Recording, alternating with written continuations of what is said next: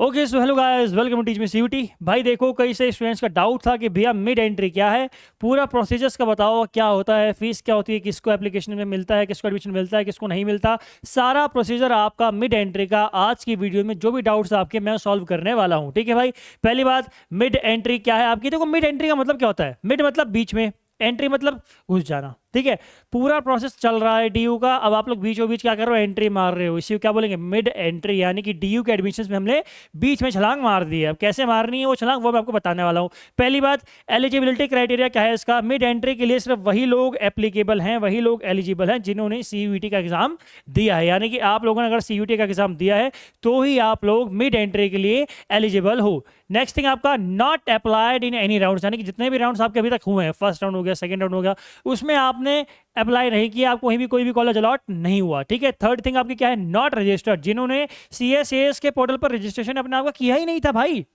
जिन्होंने डीयू में रजिस्ट्रेशन के लिए अप्लाई किया ही नहीं। आप बोल रहे भैया हमें जो डीयू में एडमिशन लेना है, हमारे मार्क्स तो अच्छे थे, हमने फॉर्म फिल नहीं किया, आप क्या करें।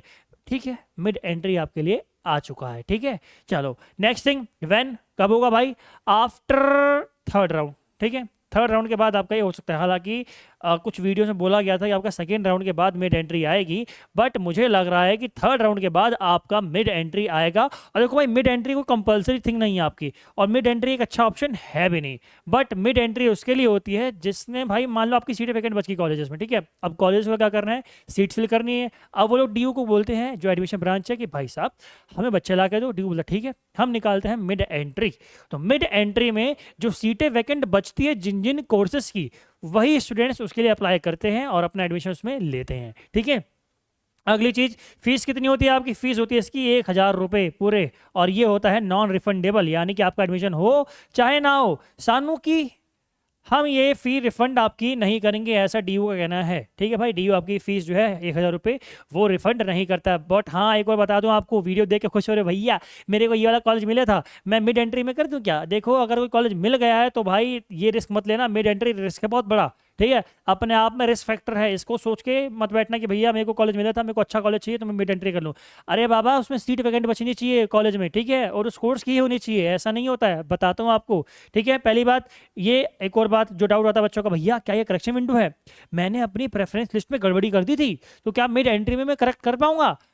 आपका भ्रम दूर कर देता हूं मैं अगली स्लाइड में। ठीक है, देखो क्या है, पहली बात प्रोसीजर क्या है इसका। प्रोसीजर पूरा है, पहले आपका आता है नोटिफिकेशन। नोटिफिकेशन आता है कहां पर, आपके सीएसएस के पोर्टल पर। ठीक है भाई, पोर्टल का डैशबोर्ड आपको पता ही रखा मैंने, जाके देखना उसमें। फिर आपको करना पड़ता है रजिस्ट्रेशन, किसके लिए, मिड एंट्री के लिए। इसके बाद आपके पास ऑप्शन आता है सब्जेक्ट मैपिंग का। आप डाउट्स यहीं से शुरू, भैया मैंने अपना इस वाले राउंड में जो सब्जेक्ट मैपिंग गलत कर दिया, क्या मैं करेक्ट कर पाऊंगा। यही बात बोल रहा हूँ, ये करेक्शन विंडो नहीं है, ये आपका स्टार्टिंग से हो रहा है पूरा, जो फेज 1 भी नहीं कर पाया था, ये पूरा आपका स्टार्ट। मान लो आप डीयू जो है नोटिफिकेशन निकाला है कि भाई मुझे बच्चे चाहिए और आओ, आप क्या करो, रजिस्ट्रेशन कर रहे हो, ये आपका स्टार्टिंग से प्रोसेस है, करेक्शन विंडो नहीं है। ठीक है, करेक्शन विंडो आपकी नहीं है। ठीक है, अगली चीज, सब्जेक्ट मैपिंग करने के बाद पूरा करोगे कि क्लास 12 में कौन सा पढ़ा आपने, सीयूटी में कौन सा दिया, ये पूरा आप लोग क्या करोगे, मैप इसको करोगे। इसके बाद आपके पास ऑप्शन आएगा प्रेफरेंस लिस्ट का।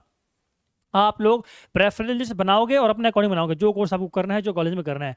अब ये श्योरिटी नहीं है कि आपने जिस कॉलेज में जो कोर्स फिल किया है उसमें आपको एडमिशन मिल जाए, because it totally depends on vacant seats. अब कौन से कॉलेज में कौन से कोर्स की सीट्स वैकेंट हैं ये आपको नहीं पता होता। ठीक है, और ये डीयू इतनी जल्दी मत बताता भी नहीं, हालांकि सीट्स ये लिस्ट रिलीज करता है। ठीक है भाई, लेकिन आपने भरा हिंदू कॉलेज, मुझे हिंदू कॉलेज में पॉलिटिकल साइंस ऑनर्स चाहिए मिड एंट्री में, बट वहाँ पे सीटें वैकेंट है कि नहीं, ये भी तो होना चाहिए ना भाई। अब आपको देनी देंगे कॉलेज, देंगे वो कॉलेज जहाँ पे सीटें वैकेंट आपकी होंगी। ठीक है, बट प्रेफरेंस आपसे मांगी जाती है, ये पूरा प्रोसीजर आपका होता है। ठीक है भाई, तो आपका जैसे मिड एंट्री आए अपना फॉर्म फिल करो और अपना एडमिशन में इंश्योर करो। ठीक है, बाकी रिस्क फैक्टर है, ये तो मैं कह रहा हूँ, जिसको मिल गया है वो लोग मत आना मिड एंट्री के लिए। ठीक है, जिसको कुछ नहीं मिला, जिसने कुछ किया ही नहीं था अभी तक, डीयू के लिए फॉर्म फिल करना ही भूल गया था, रजिस्ट्रेशन ही नहीं किया था, वो लोग क्या करो, मिड एंट्री को अपना बेस्ट ऑप्शन बना के अब इसमें एंट्री ले लो। आई होप आपके डाउट्स क्लियर हो गए होंगे। स्टिल कोई डाउट है, डिस्क्रिप्शन बॉक्स में टेलीग्राम चैनल का लिंक दे रखा है, अपनी पर्सनल इंस्टाग्राम की आईडी देखिए राघव सर की। ठीक है भाई, जाके देख लेना, उस आईडी को